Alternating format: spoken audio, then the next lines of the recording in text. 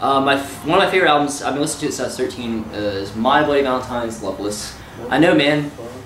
What a unique choice, man. What a unique choice. No one's ever listened to that album. It's so fucking underground. Anyways, when I was 13, like, I got into Sonic Youth, I got into Flaming Lips, and one of the bands that those bands were similar to was My Bloody Valentine. Yeah, I think some of the members of the Flaming Lips were like fans of My Bloody Valentine. And I'd seen the record cover. It was like in the fucking Rolling Stone. I used to read Rolling Stone. It was like in the 500 greatest albums of all time. Had a lot of recognition, and it sounded crazy as shit, right? On paper, you know. So I ordered it from Amazon one day, and I put it on.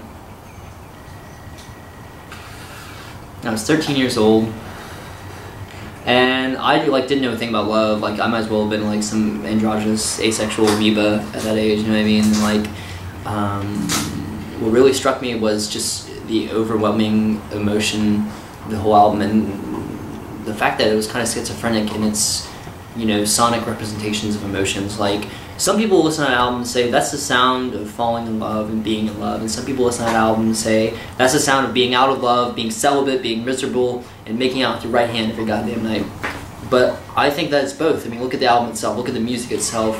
You have a yin and a yang in terms of structure. You have such beautiful, dreamlike melody mixed with harsh, distorted noise, all within the same song, all within the same album. So for me, that album's not just about being in love or being out of love, but it's about kind of how they mix together. How there's something really wistful, something really melancholy about being in love, because you know and your dick knows it's not going to last. And there's something really, there's some sort of ecstasy to being out of love, because you're free. You're free to wander the world and find a woman, find a man, find an animal, and, you know, fuck it till marriage. You know what I mean? That's one of the reasons I like that album, and just the fact that, goddamn pigs. Anyways, the fact that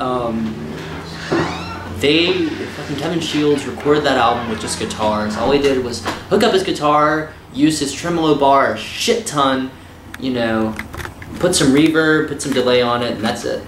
You know, some backwards reverb and delay as well. And just the fact that it was recorded so minimally, and all he did to get that like expansive, like heavy sound was just layer a guitar part over guitar part over guitar part. And that, as a pseudo guitar player, really impressed me, and definitely one of my influences at the time on like playing guitar was My Bloody Valentine, just because you don't have to whip your dick out and play like a 13-minute guitar solo. You can, you know, you can challenge yourself to innovate and still try to create something that's emotionally powerful and resonant.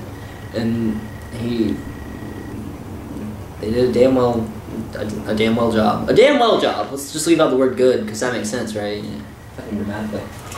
But I don't know. And it just reminded me of like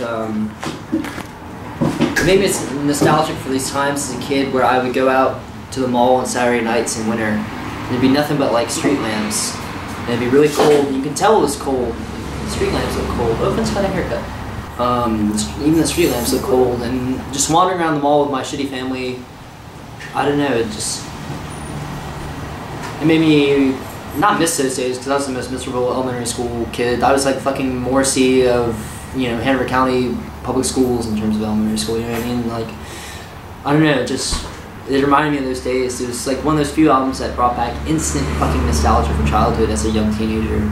And, I don't know, those albums always stay true to me. And I still listen to that album to this day. One of the few albums that I still listen to.